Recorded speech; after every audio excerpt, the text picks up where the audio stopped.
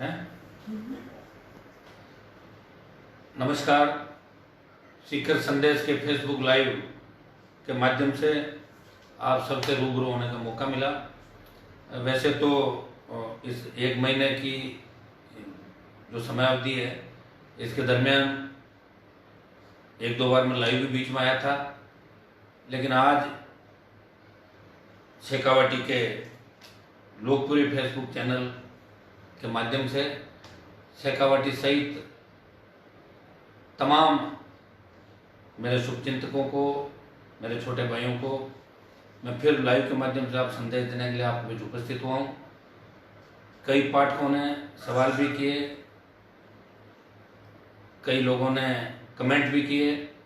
उन सब का एक एक करके मैं इस लाइव के माध्यम से जवाब भी दूंगा और तमाम जो हालात राजस्थान के देश के अंदर बने हुए हैं, इन हालातों में किस तरह अपन इस कोरोना महामारी जिससे विश्व ने घुटने टेक दिए। मैं सबसे पहले कोरोना महामारी से अपनी बात की शुरुआत करता हूं। आज ये महामारी वैश्विक महामारी है जिसने अमेरिका जैसे देश को, जो दुनिया का सर्वश्रेष्ठ देश माना जाता है, वहाँ हजारों मौतें हुई। America, Germany, England, Spain, Italy, China और उसके बाद कोरोना ने हिंदुस्तान के अंदर पैर पसारे। समय रहते हिंदुस्तान के अंदर यहाँ के प्रधानमंत्री जी ने भरसक प्रयास किए, सारी सरकारों ने अपने अपने स्तर पर काम किया और आज हिंदुस्तान ही नहीं 200 से ज्यादा देश कोरोना की चपेट के अंदर आ गए हैं।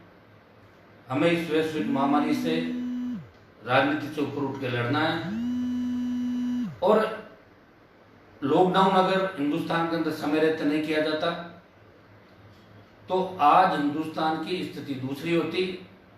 आज अन्य देशों के मुकाबले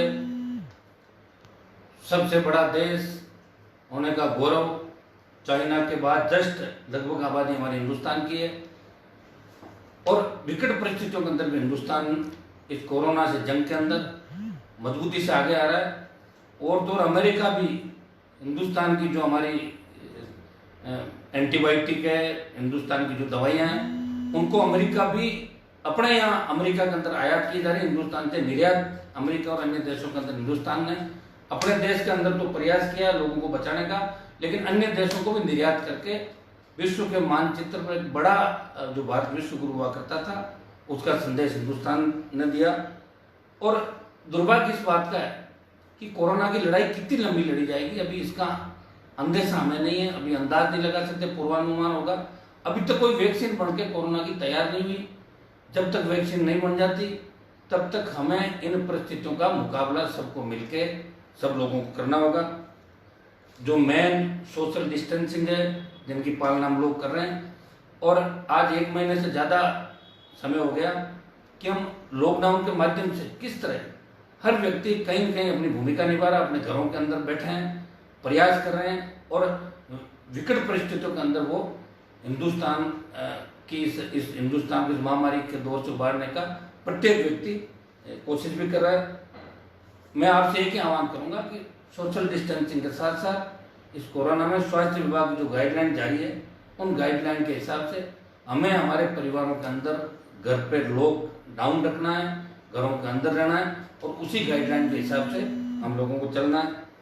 प्रधानमंत्री जी ने कई कदम उठाए, निश्चित रूप से सराहनीय कदम है।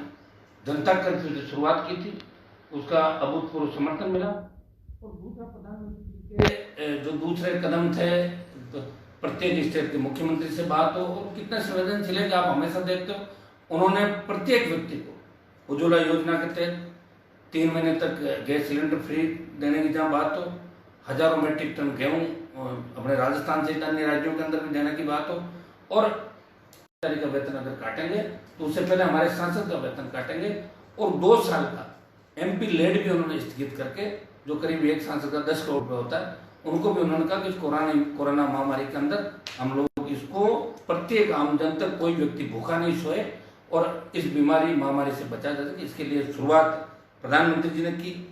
और इसी मामले के अंदर सबसे महत्वपूर्ण जो उनका कदम था वो लॉकडाउन था।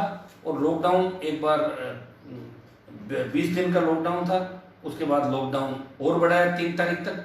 और मुझे उम्मीद है कि 3 तारीख तक अगर आवश्यकता नहीं पड़ी तो धीरे धीरे इस लॉकडाउन को, सरकार भी परिस्थितियां बस नहीं चाहती कि आज व्यापार बिल्कुल खत्म होने के कगार पर हो गया देश के अंदर। किसान दोहरी मार झेल रहा है, किसान चिंतित है, परेशान है। आज हम अभी 2 दिन पहले टिड्डियों ने फिर आक्रमण कर दिया राजस्थान के अंदर। पहले टिड्डियों की मार किसान झेल रहा था, उसके बाद अतिवृष्टि, ओलावृष्टि और कोरोना। आज इस मीडिया के माध्यम से हमें जानकारी मिलती है कि किसान अपनी फूलों की खेती, जो सबसे किसानों की एक, इसको कह सकते हैं कि जिसमें सबसे ज्यादा आमदनी होती है, उन खेती पे ट्रैक्टर चला रहा है किसान, क्योंकि वो मंडी माल लेके नहीं जा सकता, फूलों की बिक्री नहीं हो रही।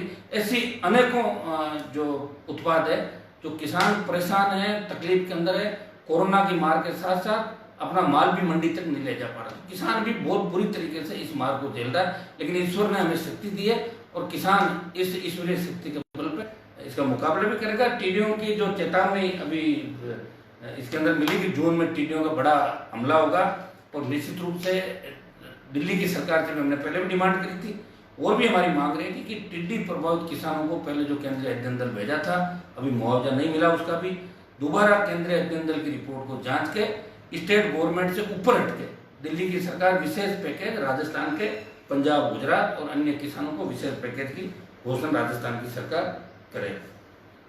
आज कई नौजवानों ने हमारे जो फेसबुक के माध्यम से, दूसरे भाइयों ने ये भी सवाल पूछे, पुलिस, स्वास्थ्य विभाग और अन्य विभाग की जो भर्तियां अटकी हुई है, मैं आपको विश्वास दिलाता हूं कि भर्तियों के मामले के अंदर जितनी भी अधूरी भर्तियां हैं उनको लेकर मैं लगातार सरकार के संपर्क के अंदर हूँ।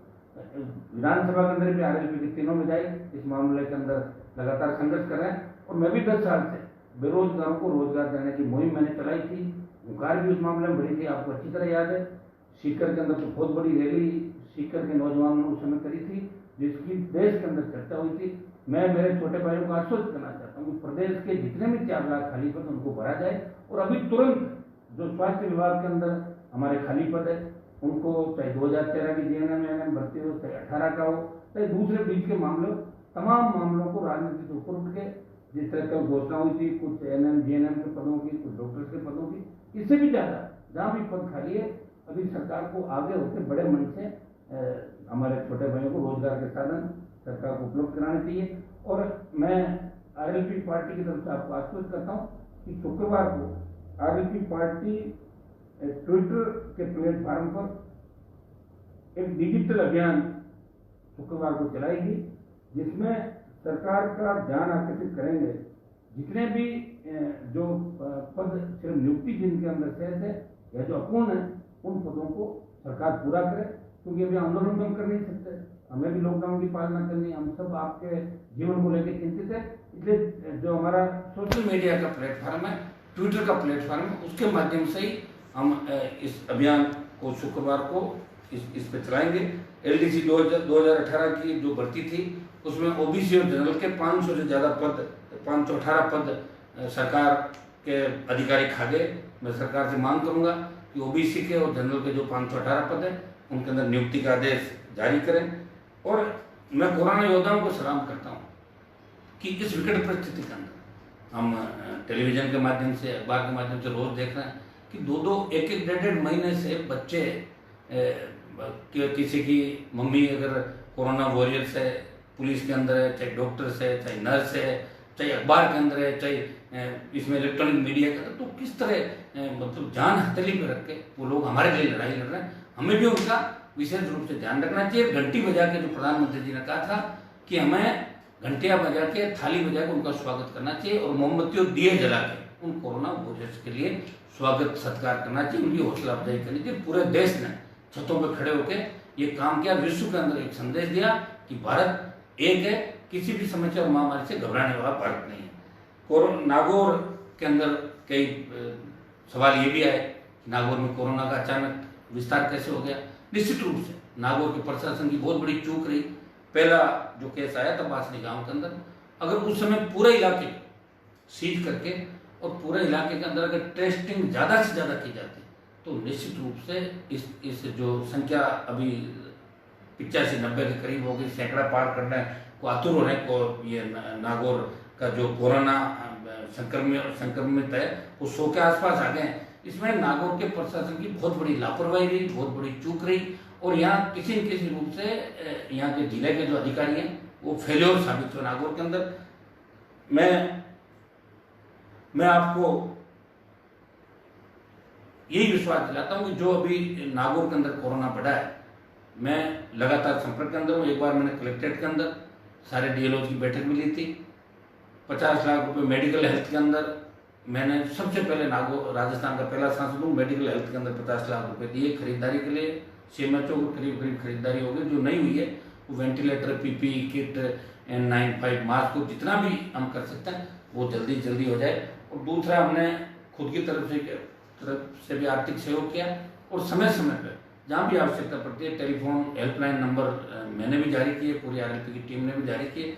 जहाँ भी जरा सी भी आवश्यकता किसी व्यक्ति को, तो हमारे कांटेक्ट में भी है। सब लोगों से हो सकता है कि हम टेलीफोन के माध्यम से बात नहीं कर पाए, लेकिन 90% लोगों कॉल भी उठा रहे हैं, उनको अभी जवाब भी दे रहे हैं, उनकी समस्या का समाधान भी करें। और इस इमरजेंसी के अंदर 24 घंटे नागौर का सांसद पूरे देश के लिए और पूरे राजस्थान के लिए मजबूत तरीके से लॉकडाउन का पालन करते हुए आपके लिए तैयार खड़ा है। आज कोरोना जो वॉरियर्स है हमारे, उन पर हमलों की रोज हम पढ़ते हैं, हमलों की मैं निंदा करता हूँ। और मैं धन्यवाद दूंगा प्रधानमंत्री जी को। कल की कैबिनेट के अंदर इन्होंने फैसला लिया कि महामारी के वक्त जो महामारी उसका अध्यादेश कल मोदी जी की कैबिनेट लेकर आई है। महामारी अधिनियम जो पहले था उसमें बदलाव किया और पहली बार देश के अंदर चाहे कोरोना के अंदर लगे हुए डॉक्टर्स, चाहे नर्स हो, चाहे दूसरे कोरोना वॉरियर्स हो, उन पर अगर कहीं अटैक हमला होता है तो 7 साल की सजा, गैर जमानती वारंट और 5 लाख का जुर्माना होगा। तो ये उन बदमाशों के लिए संदेश जाएगा कि इस विकट परिस्थिति के अंदर जो हमारे लिए लड़ रहे हैं उन पर भी अगर कोई अटैक कर रहा है, पथराव कर रहा है, उन जो ना समझे उनको एक मैसेज देने के लिए बहुत अच्छा संदेश मोदी जी की कैबिनेट का कल जो फैसला लिया, इसका सब लोगों ने स्वागत भी किया। मैं भी इसका स्वागत करता हूँ। एक हमारे बहुत बड़ी तकलीफ अभी प्रवासी राजस्थानी भाई जो देश के प्रत्येक कोने के अंदर, चाहे महाराष्ट्र के अंदर हो, चाहे गुजरात के अंदर हो, चाहे तमिलनाडु के अंदर हो, चाहे तेलंगाना के अंदर हो, चाहे आपका कर्नाटका के अंदर हो, चाहे दूसरे तमाम दिल्ली, यूपी, छत्तीसगढ़, झारखंड, तमाम स्टेट के अंदर हमारे जो प्रवासी राजस्थानी जिन्होंने इस देश को बहुत आगे बढ़ाया, विश्व पटल पे भी मारवाड़ियों का, प्रवासी राजस्थानियों का दबदबा हमेशा रहा। मारवाड़ी के सेठ, शेखावाटी के सेठों ने हमेशा अग्रणी भूमिका हर जगह निभाई। लेकिन आज हमारे प्रवासी भाई वहाँ तकलीफ के अंदर है। मैंने पहले भी लाइव के माध्यम से कहा था कि प्रवासी राजस्थानी जहाँ भी है, हमारे जो दूसरे हमारे भाई है जो साधन संपन्न नहीं है, बड़े जो भामाशा है वो आगे आए और उनके किसी तरह की तकलीफ नहीं हो।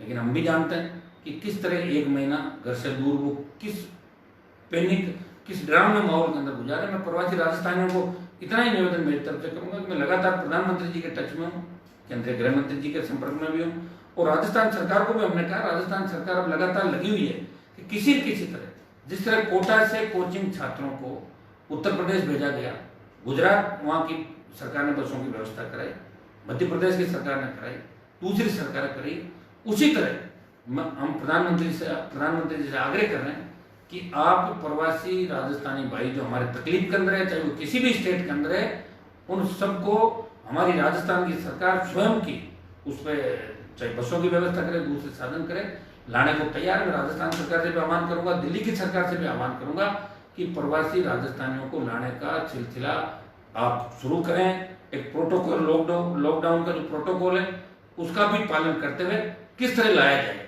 मेरा तो ये भी एक निवेदन है प्रधानमंत्री जी से कि 3 तारीख को हो सकता है कि लॉकडाउन 3 तारीख को खुल जाए, उसमें अचानक अगर अपन कहें कि सब लोग आ जाएं तो एक बहुत बड़ी अफरा तफरी बन सकती है। तो इस दरमियान मुख्यमंत्री जी से हम बात करेंगे इस मामले के अंदर आगे होकर कि आप राजस्थान के मुखिया हो और आपको इस प्रदेश की चिंता होनी चाहिए। मुझे तो इस बात की भी चिंता है कि प्रदेश के अंदर चाहे सिरोही का बॉर्डर हो, चाहे रतनपुर का बॉर्डर हो, चाहे दिल्ली का बॉर्डर हो, चाहे धौलपुर का हो, इधर पंजाब का बॉर्डर हो, यहाँ जो लोग क्वारंटाइन रह गए 20 से 25 दिन 30 दिन, उन लोगों को भी अपने जिलों के अंदर लाने का वो प्रावधान अभी तक नहीं किया। तो प्रदेश की सरकार से मैं अपील करता हूँ, उन लोगों को जो क्वारंटाइन की अवधि पूरी कर चुके हैं उनको अपने अपने जिलों में छोड़ने की व्यवस्था राजस्थान सरकार पहले करे। इसमें दिल्ली की सरकार की अनुमति की आवश्यकता नहीं है, तो आप इसमें नियमों का पालन करते हुए करें। और दूसरा, प्रधानमंत्री जी से फिर हमारी अपील है कि आप लोग राजस्थान सरकार के साथ बात करके राजस्थानी प्रवासी भाई हमारे जो तकलीफ के अंदर है, रोज टेलीफोन के माध्यम से, फेसबुक के माध्यम से और क्या क्या सुनने को मिलता है, और उनका अधिकार है, वो हमें कह सकते हैं कि वोट के टाइम तो आपकी याद आती है, आपको हमारी याद आती है, लेकिन आप भूल गए, हम आपको भूले नहीं हैं। हम चाहते हैं कि सबका स्वास्थ्य ठीक रहे, आप भी तकलीफ में नहीं रहो, किसी तरह की अफरा तफरी नहीं बचे। जिस तरह दिल्ली के अंदर एक छोटी सी चूक जो दिल्ली से हुई थी उसमें पूरे देश के अंदर बहुत बड़ा नुकसान हुआ था, उसी तरह का नुकसान हम नहीं चाहते। हमारे सब भाई सुरक्षित घर लौटें, ये मैं अपील करता हूँ। मैं प्रवासी राजस्थानियों को आश्वस्त करता हूँ कि हनुमान बेनीवाल फिर प्रधानमंत्री जी और गृह मंत्री जी से बात करेगा व्यक्तिगत रूप से। हमारे राजस्थान के जो सांसद है वो भी सांसद भाई सब लगे हुए हैं कि किसी न किसी तरह आपको एक बार सबको घर लाया जाए। और भाइयों, मैं यही आपको संदेश देता हूँ प्रवासी राजस्थानियों को, आपको हिम्मत नहीं हारनी है। हमने तो बहुत लड़ाई लड़ी, पहले अंग्रेजों के राज के बाद सामंती ताकतों का राज था, फिर अकाल का साया, और उसके बाद उन परिस्थितियों में लड़ते लड़ते आप बाहर गए। कोई गुजरात गया, कोई महाराष्ट्र गया, कोई मद्रास गया, कोई दूसरी जगह गया, वहां जाके आपने राजस्थान का नाम ऊंचा किया है। तो आपको तकलीफ का जो ये दौर है 1 महीने का गुजर गया, और मुझे नहीं लगता कि ईश्वर की कृपा राजस्थान और देश पे तो ज़्यादा हमें इंतजार नहीं करना होगा, कोई न कोई रास्ता ईश्वर जरूर निकालेगा। मैं धन्यवाद दूंगा दिल्ली की सरकार को, राजस्थान की सरकार को भी, कि इस मामले में भरसक प्रयास सरकारें मिलकर कर रही है, और हम सबको मिलकर राजनीति से ऊपर उठ के हम सबको मिलकर ये काम करना है। मैं सीकर संदेश के माध्यम से सीकर की सभी शिक्षण संस्थाएं जो आगे होके बच्चों को ऑनलाइन स्टडी भी करवा रही है, और दूसरी सारी शिक्षण संस्थाएं जो भामाशाह के रूप में आ खड़ी हुई है, किसी ने 11 लाख का इस मुख्यमंत्री सहायता कोष के अंदर, प्रधानमंत्री सहायता को कोई 11 लाख दे रहा, कोई 21 लाख दे रहा, कोई 31 लाख दे रहा। हर आदमी अपने जो उनका खुद की सामर्थ्य है उससे ज़्यादा तुलना के अंदर इस महामारी के अंदर हर आदमी चाहता है कि मैं हर व्यक्ति की मदद करूं।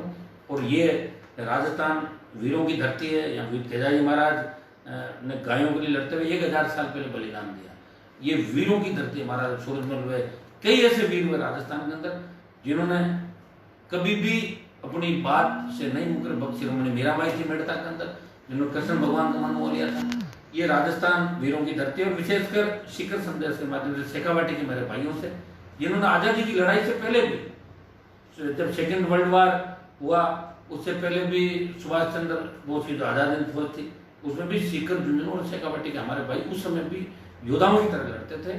और आज मैं आपको धन्यवाद दूंगा कि मेरे पे हमेशा शेखावाटी की बहुत बड़ी कृपा रही है।